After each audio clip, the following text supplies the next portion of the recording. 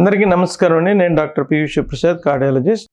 So ఈరోజు మనం మాట్లాడుకునే ముఖ్యమైన టాపిక్ హార్ట్ అటాక్ వచ్చిన తర్వాత తీసుకోవాల్సిన జాగ్రత్తలు. సో హార్ట్ అటాక్ వచ్చి మనకి ట్రీట్మెంట్ అయిపోయిన తర్వాత హాస్పిటల్ నుంచి డిశ్చార్జ్ అయిన తర్వాత మనం తీసుకోవాల్సిన జాగ్రత్తల గురించి మాట్లాడుకుందామండి. సో కొంతమందికి హార్ట్ అటాక్ వచ్చిన తర్వాత యాంజియోగ్రామ్ చేసిన తర్వాత కొంతమందికి స్టంట్ వేయడం జరుగుతుంది, కొంతమందికి మెడిసిన్స్ తో సరిపోతుంది, కొంతమందికి బైపాస్ సర్జరీ చేయాల్సి వస్తుంది. సో స్టంట్ చేయించుకున్న తర్వాత మనం తీసుకోవాల్సిన జాగ్రత్తలు, హార్ట్ అటాక్ వచ్చి స్టంట్ చేయించుకున్న తర్వాత సో రక్తం పలచబడే టాబ్లెట్లు క్లోప్రోగ్రిల్ కానీ టికాగ్రిలర్, యాస్పిరిన్ ఏదైతే డాక్టర్ గారు ప్రిస్క్రైబ్ చేస్తారో అది తప్పకుండా వాడాలి. అట్ ద సేమ్ టైమ్ మనం వాటిని ఆపకూడదు. నెక్స్ట్ కొలెస్ట్రాల్ టాబ్లెట్ మనం ఎట్టి పరిస్థితుల్లో మిస్ చేయకూడదు. కొలెస్ట్రాల్ టాబ్లెట్ మళ్ళా హార్ట్ అటాక్ రాకుండా కాపాడుతుంది కాబట్టి, ఆల్రెడీ చేరిన కొవ్వు గడ్డలు కరగడానికి ఉపయోగపడుతుంది కాబట్టి కొలెస్ట్రాల్ టాబ్లెట్లు క్రమం తప్పకుండా వేసుకోవాలి. అట్లాగే వీటితో పాటు మనకి బీపీ టాబ్లెట్లు, షుగర్ టాబ్లెట్లు మనం కంపల్సరీ వేసుకోవాలి. బీపీ ఉన్నప్పుడు, హై బీపీ ఉన్నప్పుడు బీపీ కంట్రోల్ నియంత్రణలో పెట్టుకోవాలి, అట్లాగే షుగర్ ని నియంత్రణలో పెట్టుకోవాలి. సో ఈ టాబ్లెట్లతో పాటు మనం సార్బిట్రేట్ టాబ్లెట్ కూడా ఎప్పుడు ఎక్కడ ప్రయాణం చేసినా దగ్గరలో పెట్టుకుంటే మనకి ఎప్పుడైనా మళ్ళీ ఇబ్బంది వస్తే వెంటనే నాలుగు కింద పెట్టుకొని దగ్గరలోని హాస్పిటల్కి చేరుకొని తగు ట్రీట్మెంట్ చేయించుకోవాలి. నెక్స్ట్ మనకి మోస్ట్ ఇంపార్టెంట్ థింగ్, గుండెపోటు వచ్చి కొంతమందికి టైంకి గోల్డెన్ అవర్లో వెళ్ళినప్పుడు మనకి గుండె pumping power normal 50% and above ఉండే అవకాశం ఉంటుందండి. అట్లాంటప్పుడు మనకి నీరు టాబ్లెట్లు అవసరం లేదు. అలా కాకుండా కొంతమందికి గుండె పోటు వచ్చిన తర్వాత మనకి ఒక్కోసారి లేట్ అయిపోతుంది, మనకి టైము కుదరకపోవచ్చు. ఒక్కోసారి 12 గంటల తర్వాత డయాగ్నోస్ అవుతుంది. కొంతమందికి గ్యాస్ ట్రబుల్ అని 2-3 రోజులు లేట్ అవుతున్నారు. సో ఆ విధంగా జరిగినప్పుడు గుండె పంపింగ్ పవర్ తగ్గిపోయి గుండె వీక్ అయ్యే అవకాశం ఉంటుంది.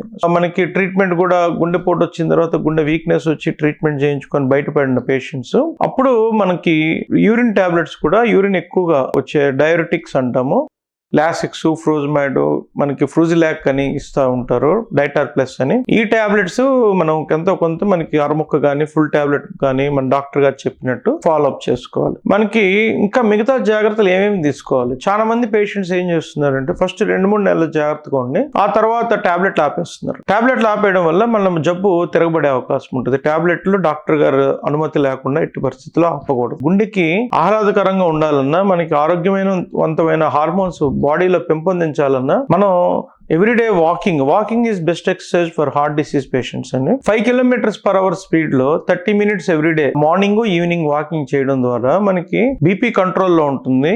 అట్లాగే హార్ట్ కూడా మనకి రీహాబిలిటేషన్ బాగుంటుంది అండ్ హార్ట్ రేట్ కూడా కంట్రోల్లో ఉండే అవకాశం ఉంటుంది. ఎక్సర్సైజ్ లేకపోవడం వల్ల మనకి బాడీలో బ్యాడ్ హార్మోన్స్ పెరిగిపోయి మళ్ళా హార్ట్ మీద ఒత్తిడి పెరిగే అవకాశం ఉంటుంది. అట్లాగే వాకింగ్ చేయకపోవడం వల్ల మనకి స్లీప్ ప్రాబ్లమ్స్ కూడా వచ్చే అవకాశం ఉంటుంది.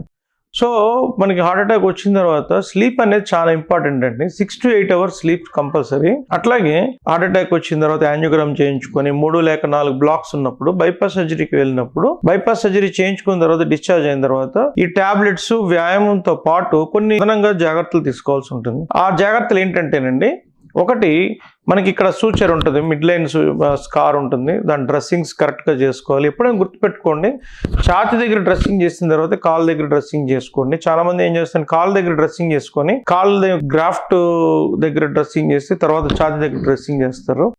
దాని ద్వారా ఏంటంటే కాళ్ళ దగ్గర ఉన్న ఇన్ఫెక్షన్ ఏదైనా ఉంటే అది ఛాతీకి పాకి అది లోపలికి వెళ్ళే అవకాశం ఉంటుంది. ఆ తర్వాత మనకి బయట వాకింగ్కి వెళ్ళినప్పుడు గబుక్కున జర్క్స్ అవి వస్తాయి కాబట్టి చెస్ట్ బెల్ట్ వాడాలి. మామూలుగా కూర్చున్నప్పుడు ఇంట్లో ఉన్నప్పుడు మనం చెస్ట్ బెల్ట్ వాడాల్సిన అవసరం లేదు. అదే విధంగా మనం అంతే శుభ్రత, మన ఛాతీ మీద ఉన్న ఆ మిడ్ లైన్ స్టర్నల్ స్కార్ ఉంటుంది కదండి, ఆ స్కార్ మీద చేయి పెట్టాలంటే మన చెయ్యి అంతే శుభ్రంగా ఉండాలి. చాలా మంది ఇలా నుమురుతూ ఉంటారు, ఆ విధంగా నుమురకూడదు.